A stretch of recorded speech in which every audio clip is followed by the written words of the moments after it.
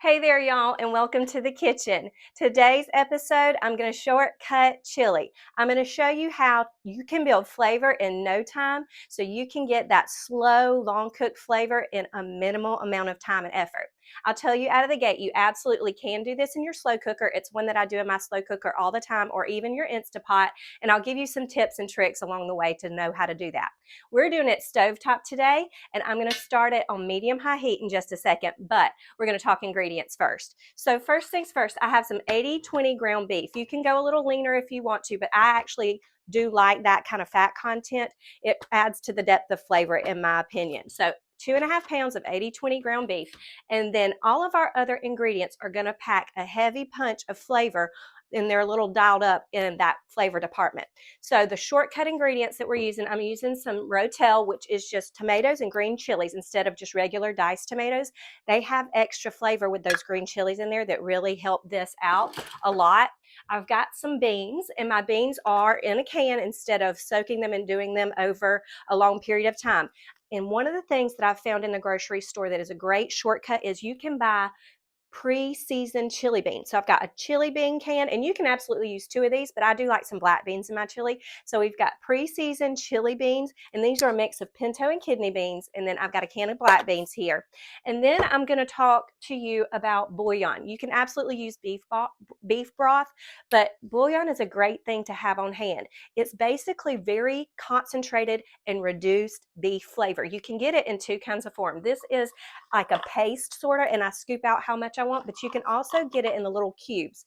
This is a great replacement if you don't have beef stock on hand, and it helps with that slow, long cooked flavor. And as always, I want to show you some things that you can get at the grocery store to actually even save you on chopping. I've got a bag of onions. This is in the freezer section, so you don't have to chop onions and cry and do all that kind of stuff. I do it a lot because I have really quick skills to do that because I've done it for so many years. But we've got onions and we've got some bell peppers straight from the freezer section to save us on that time. And then last but not least, a little bit of herb goes a long way when you're doing something quick, and I've got some cilantro. We're going to chop some cilantro stems to go in here, and they're going to slow cook enough to where they're going to become tender, and then we're going to top our dish with cilantro at the end. Now, I know some of you don't love the flavor of cilantro. I will say if you cook it, it does not have that soapy flavor, so you can cook it in your chili, or if you'd rather, you can use scallions and use the whites and the light greens in the dish, and then top with the green tops of your scallions at the end as a replacement for this if you're not a cilantro fan. So let's get started. I'm going to turn my heat on to some pretty high heat, and I'm going to get my beef in the pan. If you're doing this in a slow cooker, you do need to brown your beef first, because the slow cooker just does not do that for you the way you need to. You'd have huge clumps of not browned beef, cooked but not browned. And that searing part of the process is really important for building flavor. This is just as important of a part of the dish as anything else when you brown your meat. I've also got a bowl off to the side here. I call it my garbage bowl to keep me from running to the garbage can every single time I'm finished with something. That's something that I do almost every single time I cook. I'm telling you, it saves so much time. And into my mix, I am going to make my own chili blend. You can buy the packet if you want to, but it's super simple to make at home. It's just garlic, onion powder, you've got cumin, some chili powder, salt and pepper, and that's all it takes. A lot of times I make an entire batch of that, keep it on hand, and I just spoon 2 or 3 tablespoons out as I need it and go along there. And then I've got some other garlic. We're using 2 kinds of garlic today.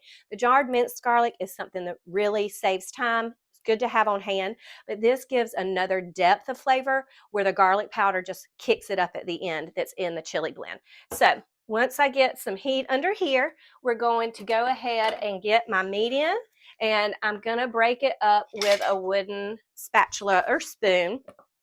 I do have one of those things that you press the meat down in there, but I'll tell you, as an old school cook, anytime you put a new tool in my house, I'm a little bit skeptical because I feel like I could do it better. But that little tool does work, and I do have one. It's just in another kitchen right now. So I'm going to break my meat up, and you want to, out of the gate, go ahead and get as much meat on the surface of the bottom of your pan as possible. The more contact it gets with the bottom of the pan, with the heat, the faster the browning is going to happen, the faster the flavor builds, and you're going to be in business a lot quicker.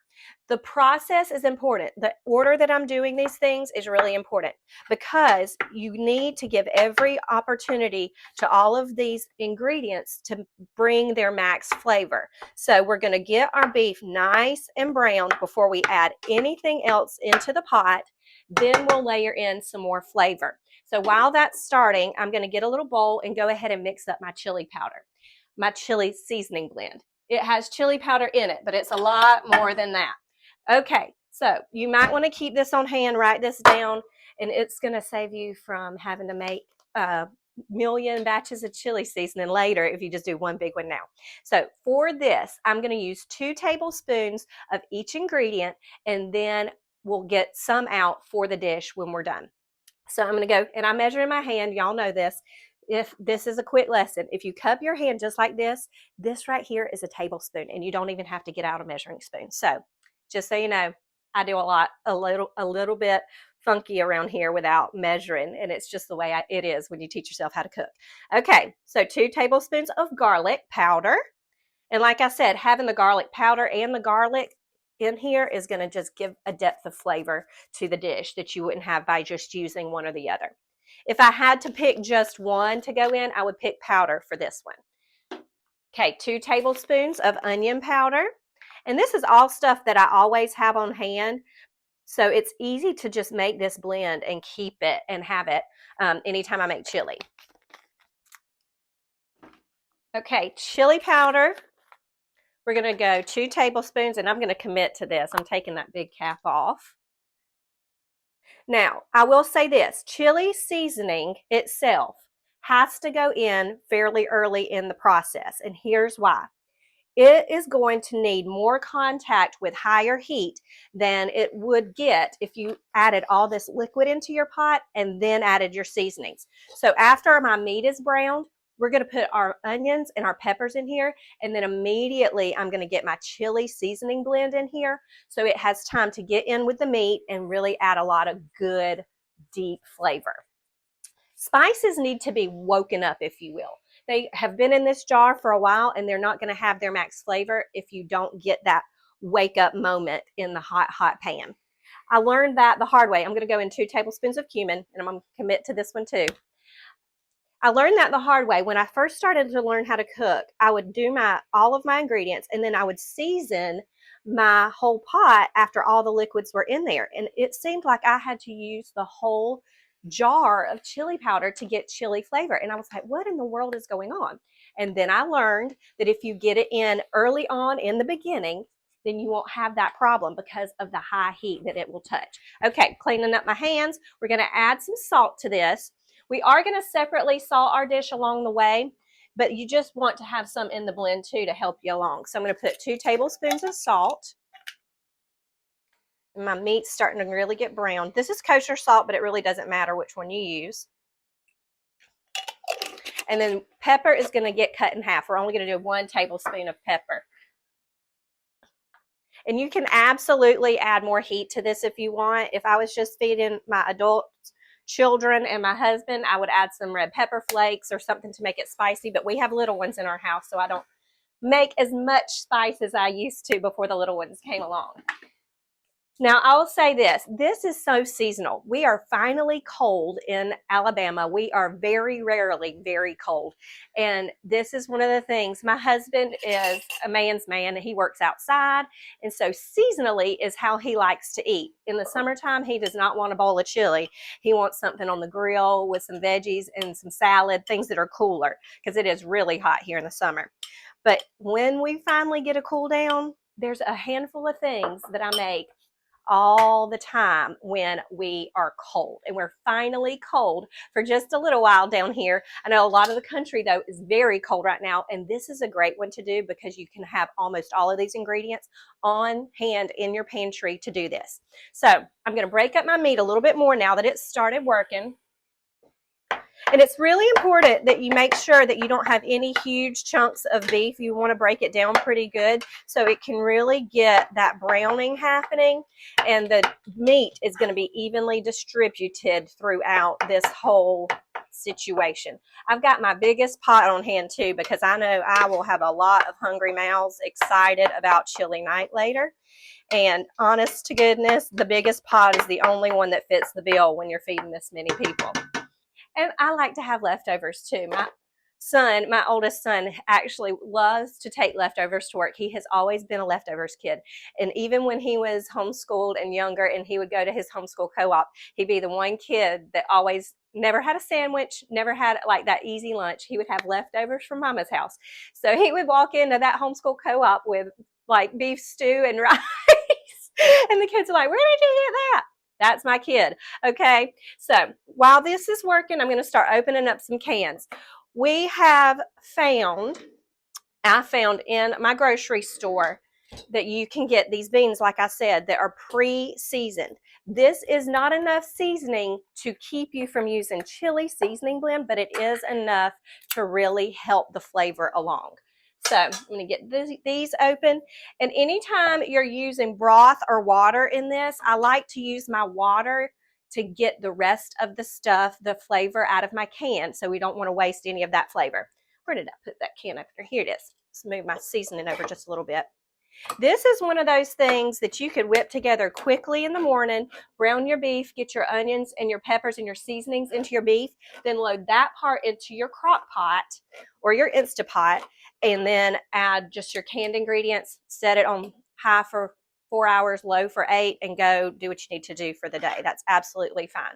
Now, I do have some tomato paste, and this is going to add a depth of tomato flavor that you can't get out of just a canned tomato.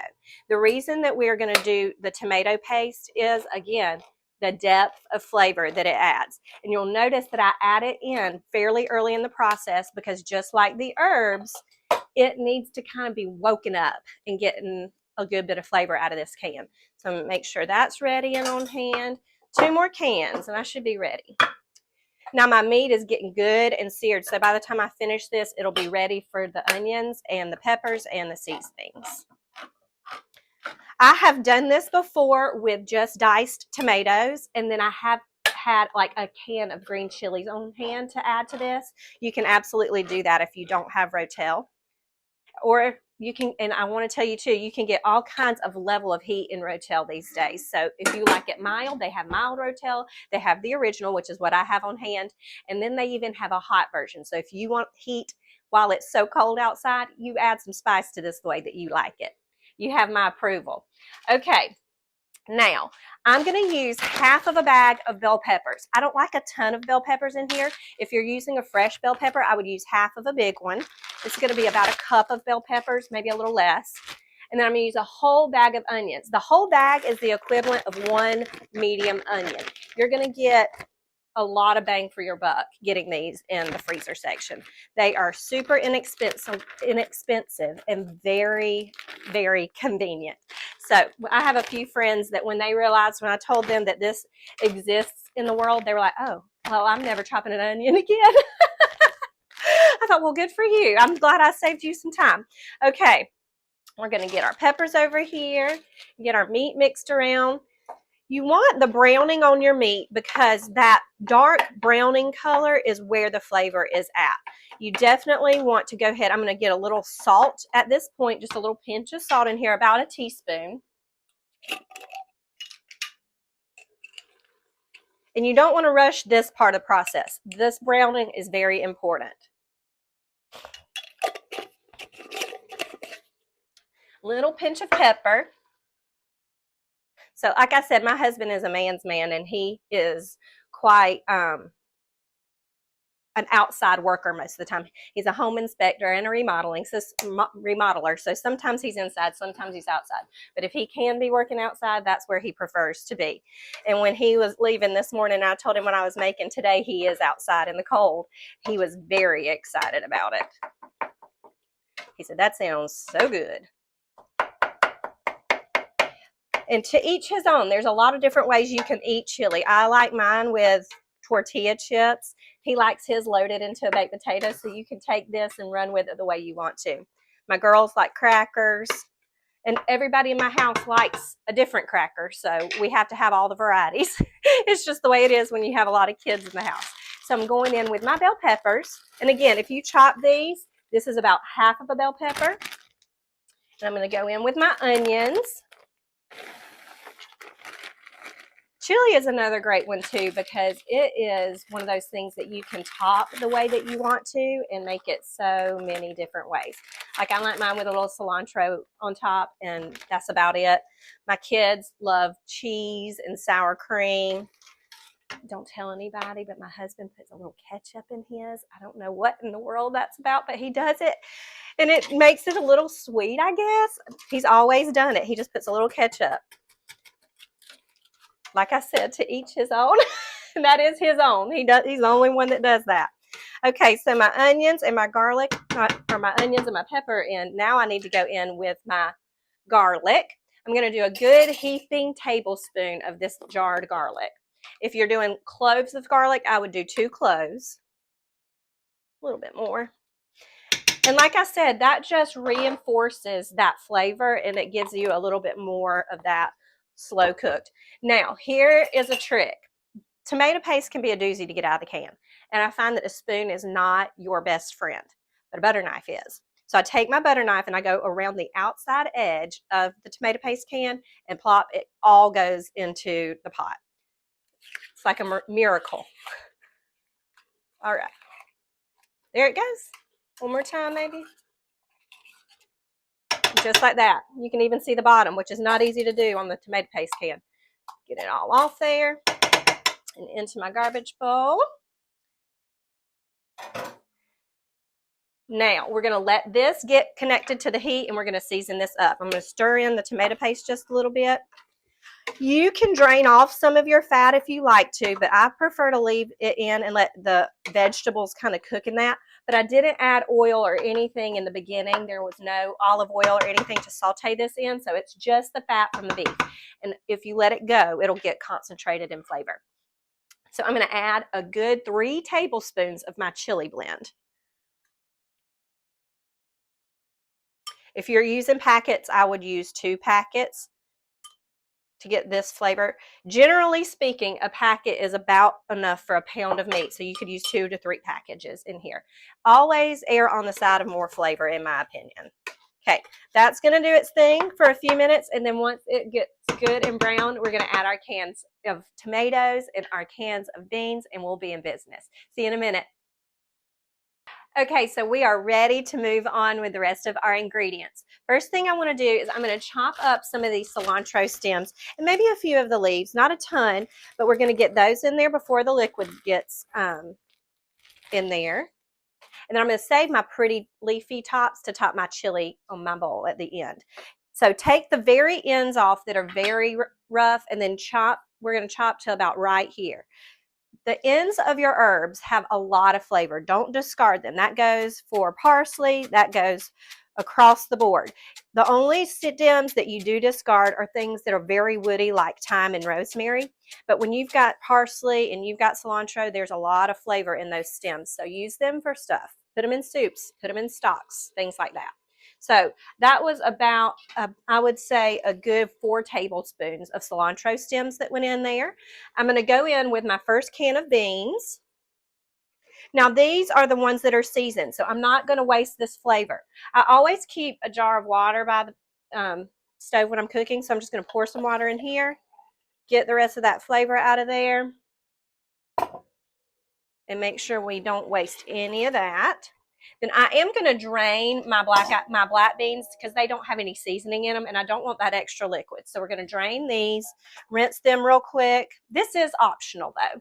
You don't absolutely have to do this. Make sure I got everybody out of there. There we go. Good shake. And these go. Dry my hand off a little bit. Now, the next thing that we're going to put in is 2 cans of Rotel.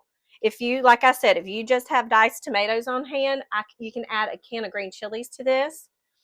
Or if you don't have anything but diced tomatoes and you are not getting out to the grocery store, I'd add a little extra cilantro or a little extra herb.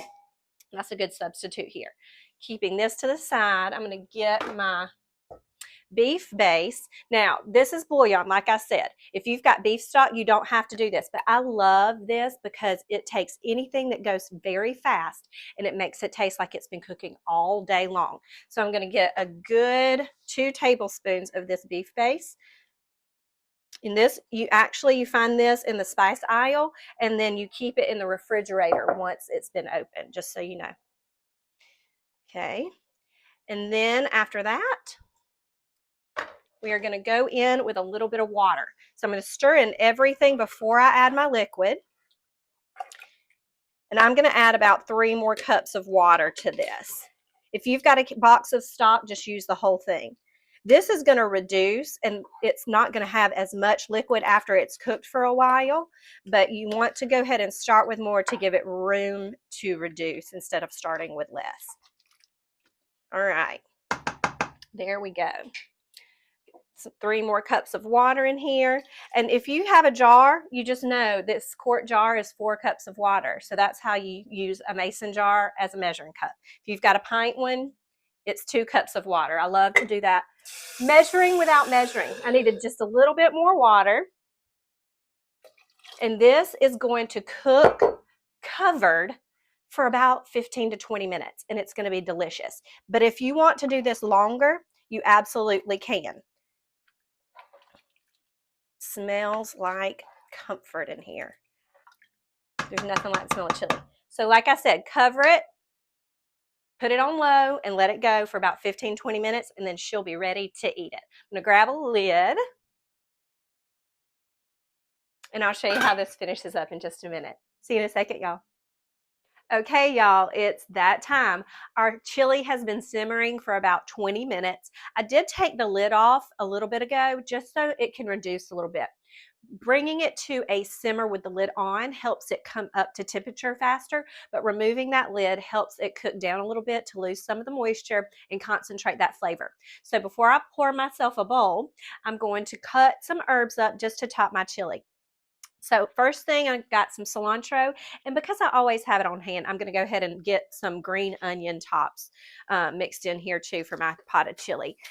Green onions and cilantro are something that I almost never go without. It's just part of the way that I cook. I end up cooking ethnic food very often. So green onions is one of those staples in Asian cooking. I also put it in our baked potatoes, so I always have it. And if you keep these little ends, you can even plant them. My girls love to do this. Plant them and regrow your own little green onions. So don't toss those out. Make your own green onions next time.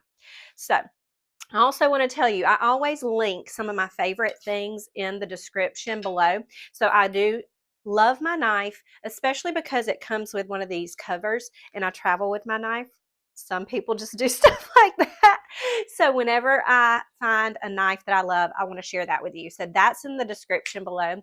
You can also find the link to Mama Whitten's Kitchen, which is my online cooking school, where you can learn how you can take live cooking classes with me weekly. I have a huge age range of the people in there. I have a 12-year-old all the way up to a 75-year-old.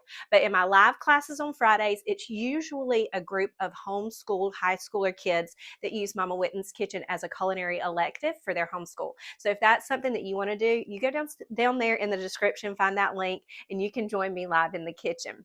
I also link below my Shortcut Suppers digital cookbook, so you can have my 15 most requested recipes on hand with a recipe card, the video just like this, grocery lists, and written out all the tips and tricks that I do along the way for the days that you don't have time to watch me and cook along. So like I said, this has been going for another 20 minutes. It's reduced a little bit. It's so thick and just, it looks delicious.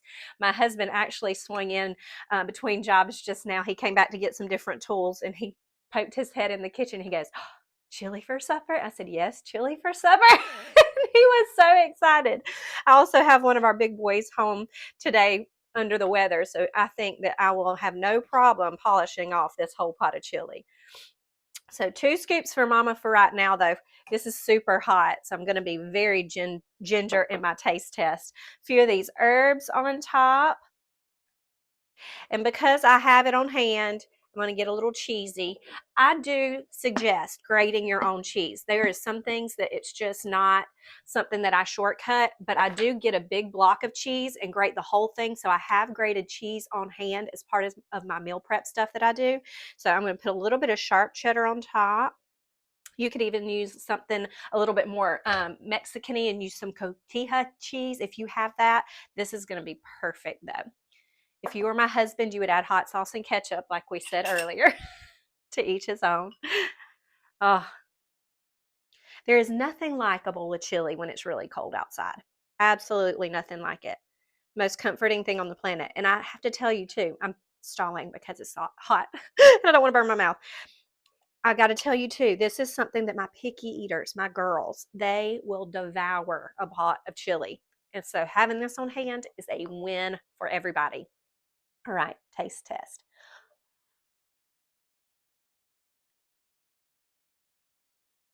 One more blow. Mm, mm. I have to tell y'all, there is absolutely nothing shortcut about the flavor in this pot of chili. It's delicious, it's deeply flavorful, super comforting, and you will love having this recipe in your back pocket. Until next time, bless you guys, happy cooking, and as always, I'll see you next time in the kitchen. Bye.